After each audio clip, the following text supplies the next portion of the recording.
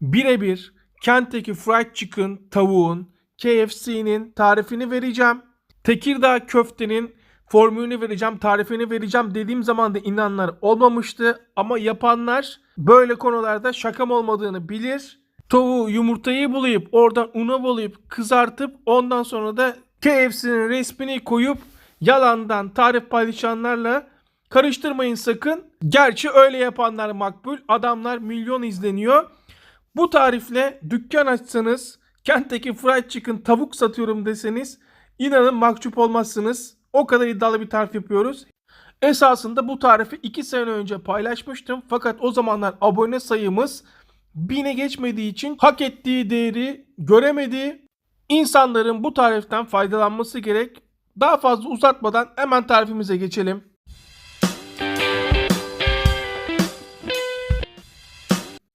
Bu yakışıklı bardağımızın içinde bir bardak sütümüz var.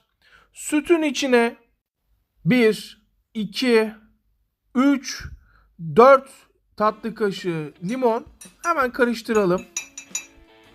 Burada 3 tane kalça, 3 tane de but, 2 tane de kaburgam var. Siz istediğiniz tavuğun her bölümünü kullanabilirsiniz. Şimdi hemen tavuklarımıza çizikler atalım. Yaptığımız sosun tamamen içine işlemesi için bu çizikler zaten kızarırken gözükmeyecek. 1 tatlı kaşığı beyaz biber, 1 tatlı kaşığı kırmızı toz biber, 1 tatlı kaşığı kişniş, 1,5 tatlı kaşığı tuz, 1 tatlı kaşığı sarımsak tozu, 1 tatlı kaşığı zencefil, 1 tatlı kaşığı rezene. Şöyle iyice bir yedirelim. Süt ve limon karışımımız. 1 tatlı kaşığı biberiyi de unutmadan hemen atalım. Hemen streçle kapatalım tavuğumuzun üstünü. Bu en az 12 saat. Ama bir gün bekletirseniz müthiş bir tavuk yersiniz. Bu hemen dolaba, en az 12 saat sonra görüşmek üzere. Neredeyse 24 saatten fazla oldu. 26 saat falan olmuştur. Şimdi dolaptan çıkardığım, marine ettiğim tavuğun durumu en son bu. Ne kadar bekletirseniz o kadar Kentucky Fried Chicken'a yakın bir tat elde edersiniz. Mis gibi de kokuyor. Bana harcı için 200 gram una ihtiyacımız var.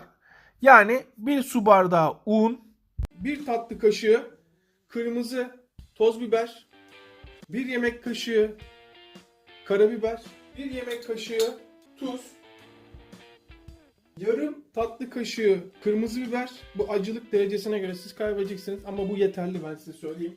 1 tatlı kaşığı beyaz karabiber. Ayrıca 1 tatlı kaşığı sarımsak tozu. Karıştırıyoruz, birbirini yediriyoruz. Bakın burası önemli. Bunu iyice karıştırmak lazım.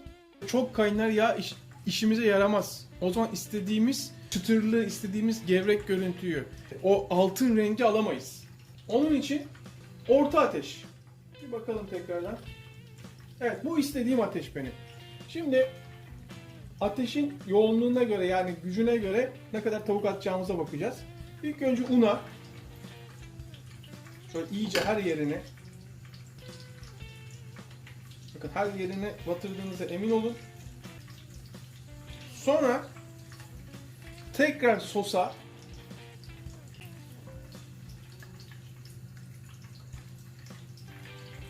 sonra tekrar una olacağız.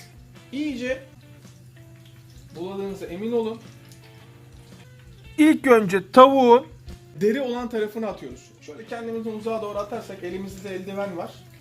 İstediğim ısınma oranını görüyor musunuz? Bu.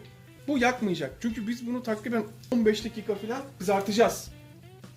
Hemen diğerini de atalım.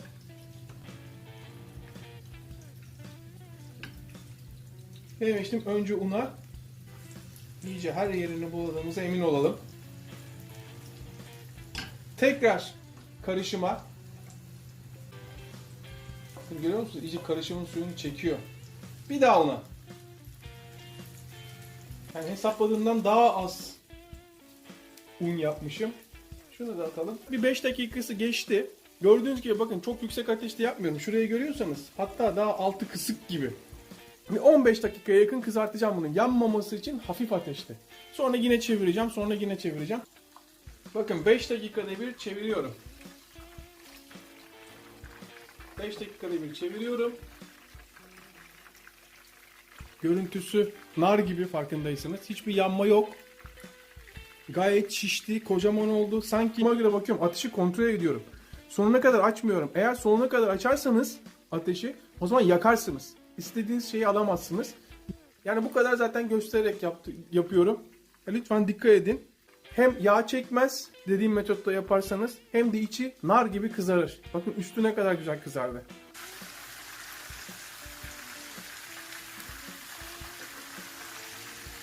Bakın nar gibi oluyor.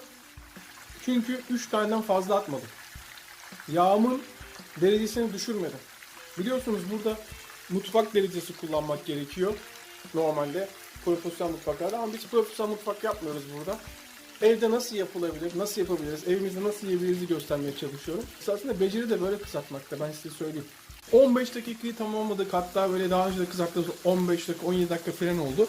Şimdi alalım tavuğumuzu, tavuklarımızı. Şöyle yağlı kağıdı alıyorum ben. Bilmiyorum oradan nasıl gözüküyor ama nar gibi kızardı, görüyor musun? Geri kalan tavuklarımızı da kızartalım. Yağın derecesi düşmesin diye hepsini aynı anda kızartmıyorum.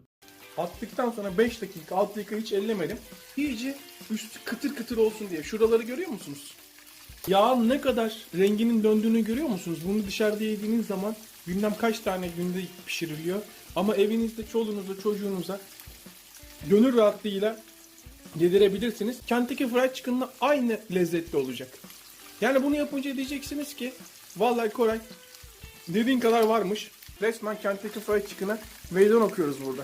Ah, bir tadına bakabilirsiniz. O zaman ne demek istediğimi anlayacaksınız. Evet, tavuklar oldu. Alalım şimdi. Gördüğünüz gibi gayet güzel pişti. Nar gibi. Bakalım tadı nasıl olmuş. Yani biraz arkadaşlar diyecek ki içi pişti mi pişmedi mi? Şimdi bir gösterelim bakalım. İçi pişmiş mi pişmemiş mi? Çok sıcak. Dumanın üstünde görüyorsunuz. Yani sizin için kendimi tehlikeye atıyorum arkadaşlar. Her şey sizin için. Bakın bakalım. İçi pişmiş mi? Pişmemiş mi? Müthiş olmuş ya. Kentucky'den en ufak farkı yok. Deneyin. Koray, abartıyorsun diyenler vardır şimdi. Mesajlarda yazın. Buyurun, yorumlar açık. Yaptıktan sonra yazın. Hodri meydan. Bakın içi nasıl pişmiş. Görüyor musun? Dışı nasıl kıtır kıtır. Evet, benden bu kadar. Artık top sizde. Şu elleri çalıştıralım. Abone ol tuşuna basalım. Bundan sonra yemeklerimizi hep beraber yapalım. Tekrardan selamlar.